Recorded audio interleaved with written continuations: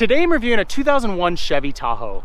This generation of the Tahoe ran from the 2000 to 2006 model year, and it's a sibling to the GMC Yukon and Cadillac Escalade models.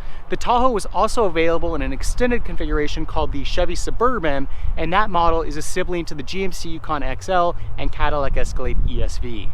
All of those models also share heavily in terms of platform and powertrain configurations with the Chevy Silverado and GMC Sierra pickups.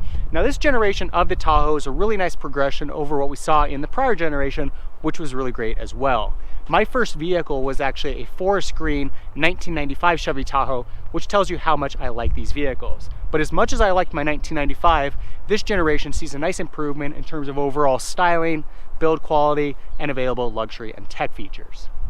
Now, on the styling front, it's really an evolutionary progression of what we saw in the prior generation. Again, the prior generation is great looking. It will definitely go down as a classic, but this vehicle's got a much more rounded look to it, much more aerodynamic, more contemporary what we saw in the prior generation, and just looks like a much more modern vehicle. Up here at the front, it's got a revised grille and headlight design. Again, very similar to the overall look that we saw in the prior generation, with the center bar cutting through the middle, headlights split by that bar, and just a nice clean conservative look overall. You'll see that down in our lower bumper we've got some tow hooks and fog lights, and we get a really nice mix of chrome and body colored plastic up here on the top. Now, this generation of the Tahoe was available in 3 different trim packages. They've got the base LS model. This is the LT package, which comes with a number of luxury and tech features. And then they also have the Z71 package, which is basically an off-road package. You get a few styling differences and then also some improvements in terms of suspension and other off-road functionality features. With the LT package, a few improvements in terms of overall styling. You'll see we get this little trim piece along the bottom of the doors here with the chrome insert, body colored door handles. And then mostly the changes are going to be inside, where we get a lot of additional luxury and tech features. Later years of this generation of the LT also had plastic body fenders at the front and rear, which gave it a really nice look as well. But you can see overall really nice clean look to it. Again, much more contemporary and aerodynamic than the prior generation, and a nice progression in terms of the overall design language. You'll see up top that we've got integrated side rails and crossbars, nice large mirrors. Again, later versions included a blinker in here, but you will see that these are also heated on the LT model. And then coming around to the back, again, a really nice clean look here. Really great setup back here with a dual function. So the glass opens up separately from the entire hatch. So you can push this button and pull up this hatch, or you can open the entire hatch. Really great feature there. You'll see you've got a chrome bumper, tow package down below. And then again, comparing the Tahoe to the GMC Yukon, the main differences that you're going to note is that the Tahoe has a different rear tail light, and then up front the whole grille headlight design is also revised. But overall, you can see that it's a really great looking vehicle, very conservative styling, but a nice progression over what we saw in the prior generation, and really a timeless look overall. Looking inside the Tahoe, you'll see that it's got a really nice interior that was definitely a benchmark leader for the era. It's also a nice improvement over what we saw in the prior generation of the Tahoe. Seats are very comfortable, and when equipped like this LT model, they come in full leather, as well as a number of other additional luxury and tech features.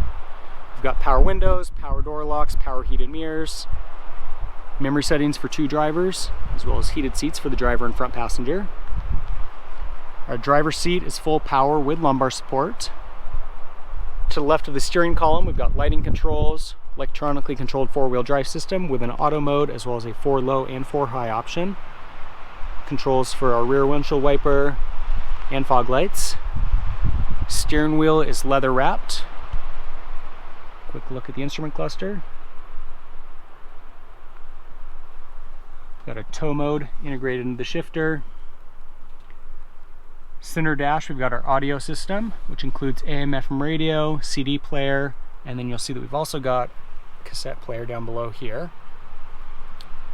Climate control system with heat and air conditioning. It's a dual zone system, so these are controls for the front of the vehicle, and then up above we've got controls for the rear of the vehicle. The vehicle is also equipped with the OnStar subscription service.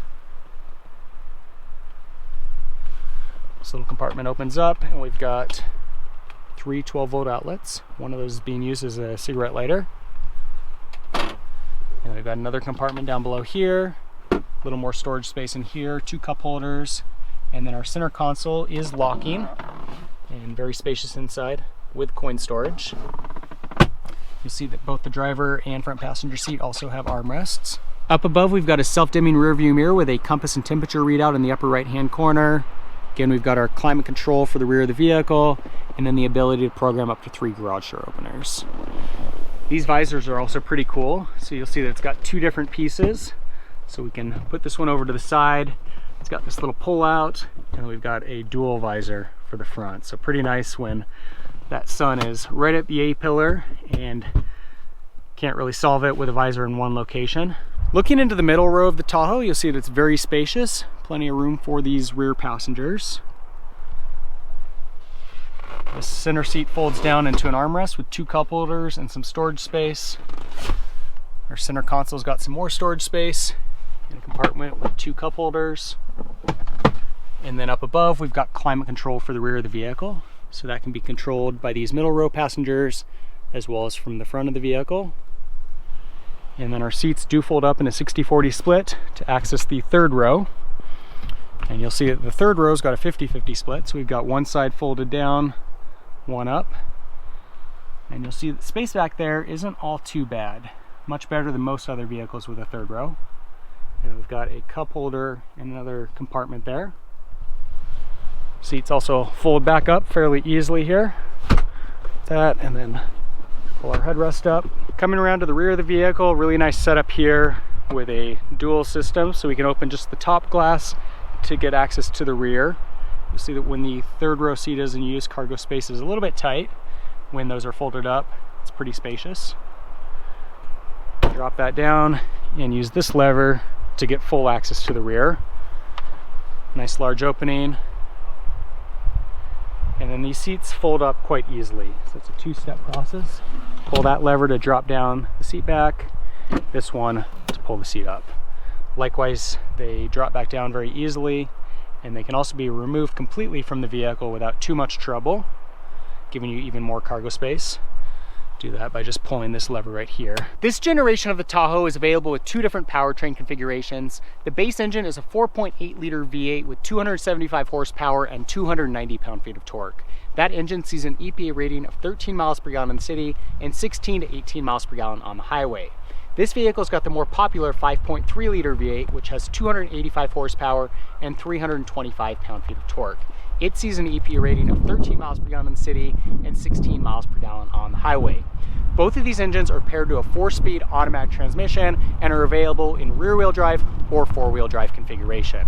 The Tahoe has max tow capacity of 6,100 pounds to 8,700 pounds, depending on configuration. The Tahoe really is a great vehicle to drive. It feels a lot smaller than the size would suggest. It's very smooth, it's quiet, it's comfortable, it's powerful, and just a really nice overall vehicle to drive.